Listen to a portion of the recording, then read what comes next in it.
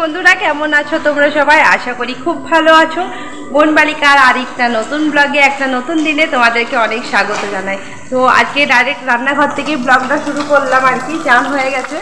তো আজকে যেহেতু দেখো কি রান্না করছে সেটা দেখিয়ে দিচ্ছি আজকে। দাঁড়াও ব্যাক ক্যামেরায় দেখাই না বুঝতে পারবে না,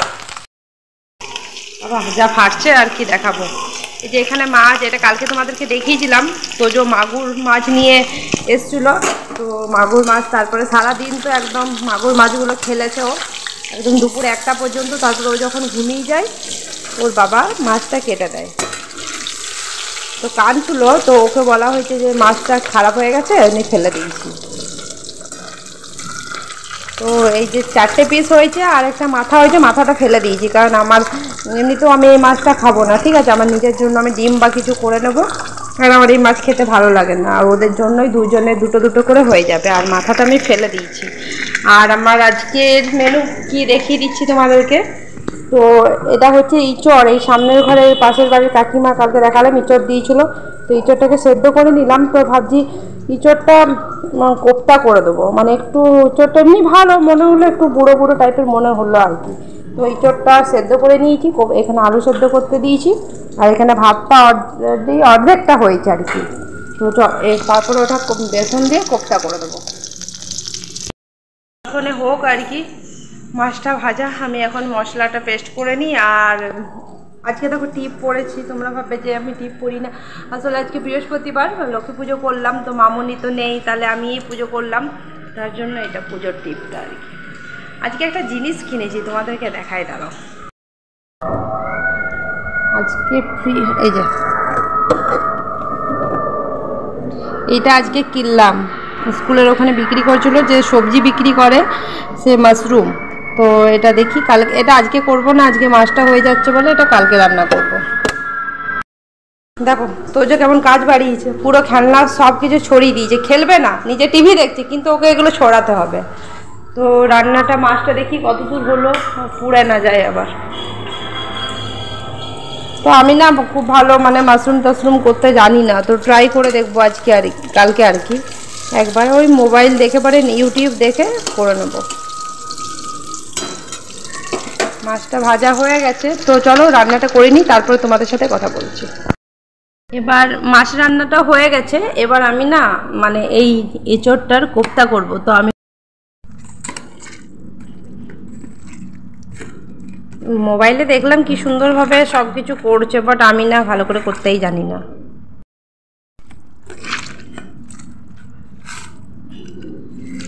এটা খুব ভালোভাবে দেখলাম ম্যাশ করে নিচ্ছে, তো আমিও খুব ভালোভাবে হাত দিয়েই ম্যাশ করে নিচ্ছি।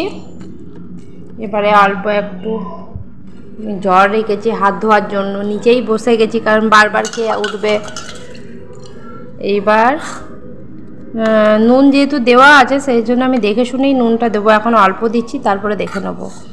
তাও একটু নুন দিলাম, একটু সামান্য হলুদ, কাশ্মীরি লঙ্কা গুঁড়ো থাকলে ভালো হয়, বাট আমি কাশ্মীরি লঙ্কা গুঁড়ো বা আর্টিফিশিয়াল যে কালারগুলো হয় সেগুলো না আমি একদম বাড়িতে ইউজ করি না। একটু ধনে জিরে গুঁড়ো মিক্স আছে তো এটা দিলাম, আর অল্প একটু চিনি দিয়ে দিলাম। আর এখানে একটু সবজি মশলা অ্যাড করে দিচ্ছি, দেখি ভালো হয় কিনা। অনেকটা পড়ে গেল, যা আচ্ছা ঠিক আছে। আর সবচেয়ে ইম্পর্টেন্ট পার্ট যেটা, সেটা এই যে বেসন। জানি না ইঁচড়ে কোপ্তা থেকে বেসন দেয় বা দেয় কি না, বা আদৌ দেয় না দেয় না, না দিতে হয় কিছুই জানি না, বাট আমি দিচ্ছি, ঠিক আছে। তা 1 চামচ দেখে শুনে বেসনটা দিচ্ছি যতটা লাগবে আর কি। এবারে বেসনটা দিয়ে দিলাম, এটা বেসন না ছাতু গো, আমি আবার বেসন ছাতু মিক্স হয়ে যায়, কতবার ছাতুর জায়গায় বেসন দিয়ে দিয়েছি, গন্ধটা শুকলেই বুঝতে পারবো। না না বেসনেই দিয়েছি, আমি ভাবলাম ছাতু দিয়েছি নাকি, কারণ আমার বেসনের কৌটো আর ছাতুর কৌটো পুরো একই দেখতে। ওইদিকে আমার মাছের ঝোল টকবক করে ফুটছে, কিন্তু আর আমার উঠে ইচ্ছে করছে না বন্ধ করতে, কিন্তু আমাকে বন্ধ করতে হবে, নাহলে একদম ঝোল মরে যাবে। এবারে এইভাবে গোল গোল করে নেব, কিন্তু একটু ছোট ছোট করব, ঠিক আছে। গোল গোল করে নিই তারপরে আসছি।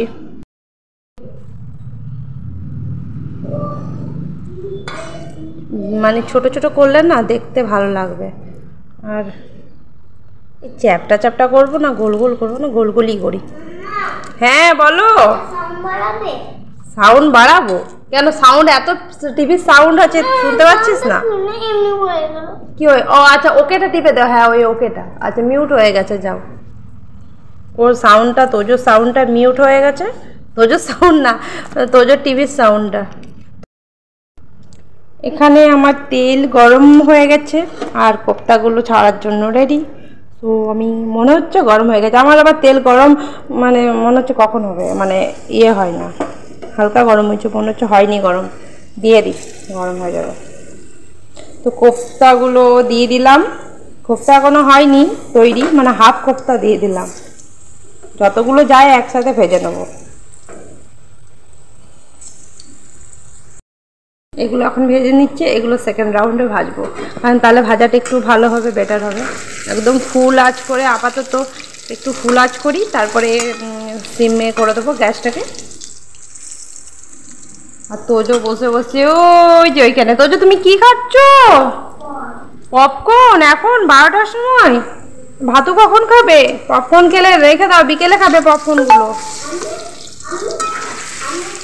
এই ভেঙে যাচ্ছে, এখন একটু পরে নাড়বো।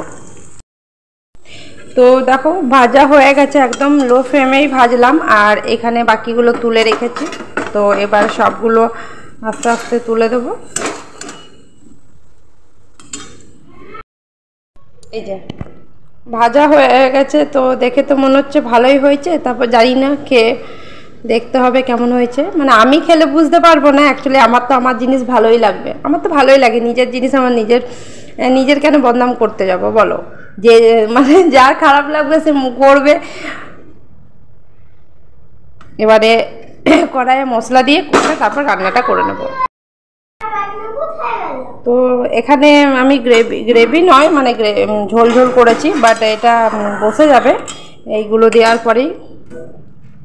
তো ওগুলো আমি এক এক করে দিয়ে নিচ্ছি। মশলাটা আদা পেঁয়াজ রসুনের পেস্ট করে ওটা মশলাটা যেমন ভাজি। কি করছিস তোজো তুই? ওটা তো ওপরটাই রেখেছি, ওই দেখো ওখানটায় রেখেছি, যেখানে পেস্ট থাকে সেখানে রেখেছি। তো একটা একটা করে সব দিয়ে দিচ্ছি। তো সব মোটামুটি দিয়ে দিলাম। এবারে এখন একটু ঢাকা দিয়ে দেবো, একটু হলেই নামিয়ে দেবো, বসা বসা হলেই আর কি নামিয়ে দেবো।